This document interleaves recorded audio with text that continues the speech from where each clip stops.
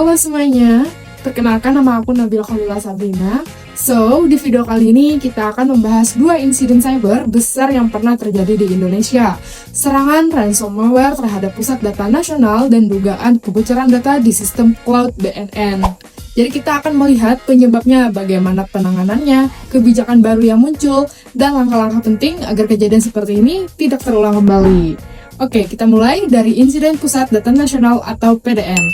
Serangan ransomware ini membuat berbagai layanan publik berhenti beroperasi, contohnya seperti imigrasi, administrasi kependudukan, hingga sejumlah aplikasi pemerintah lain. Salah satu masalah terbesarnya adalah minimnya backup data. Banyak data kritikal tidak memiliki cadangan yang memadai sehingga proses pemulihan berjalan yang sangat lama. Lalu, insiden keduanya adalah klaim peretasan terhadap cloud Badan Narkotika Nasional.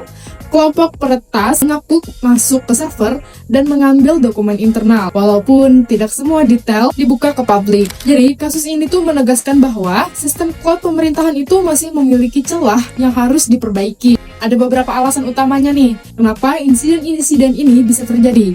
Yang pertama adalah ketergantungan besar pada sistem terpusat. Ketika PDN diserang, itu memunculkan dampak langsung memperluas karena banyaknya instansi terhubung ke satu titik tanpa segmentasi jaringan. Satu celah kecil itu bisa menyebabkan gangguan nasional. Lalu yang kedua adalah manajemen backup yang lemah. Insiden PDN itu menunjukkan bahwa sebagian data itu penting, tidak memiliki cadangan offline yang aman saat ransomware menyerang. Pilihan pemulihan menjadi sangat terbatas. Dan yang ketiga adalah meningkatkan agresivitas penjahat cyber. Banyak banget nih serangan menggunakan teknik modern seperti eksploitasi celah, perangkat lunak, dan phishing. Itu juga bisa terjadi. Hingga sistem yang tidak rutin diperbarui itu menjadi sasaran empuk untuk mereka. Lalu yang keempat itu adalah kesiapan respon insiden yang belum merata. Meskipun BSSN membangun ekosistem keamanan nasional, implementasinya di daerah dan beberapa lembaga masih berbeda-beda. Sebagai respon, pemerintah itu melakukan sejumlah langkah penting setelah serangan PDN.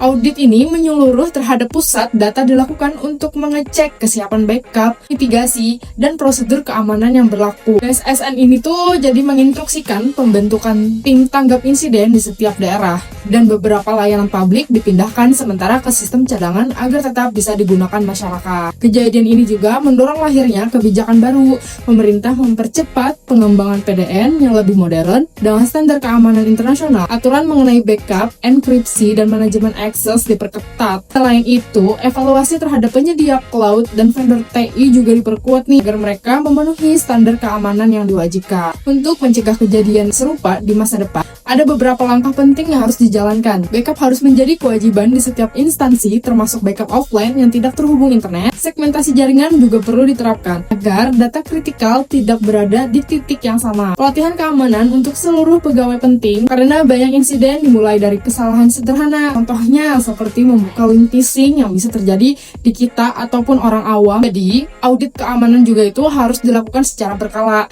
dan pembaruan sistem itu tidak boleh ditunda. Transparansi kepada publik perlu dijaga agar kepercayaan masyarakat itu tetap ada saat terjadi insiden, dan yang terpenting, keamanan cyber harus dipandang sebagai bagian dari ketahanan nasional, bukan hanya persoalan teknologi. Itulah rangkuman lengkap tentang insiden serangan PDN dan dugaan kebocoran cloud BNN. Semoga insiden ini menjadi pembelajaran nih untuk kita bahwa transformasi digital itu hanya bisa berjalan baik jika keamanan cyber itu diperketat atau diperkuat. Sekian dari saya, terima kasih.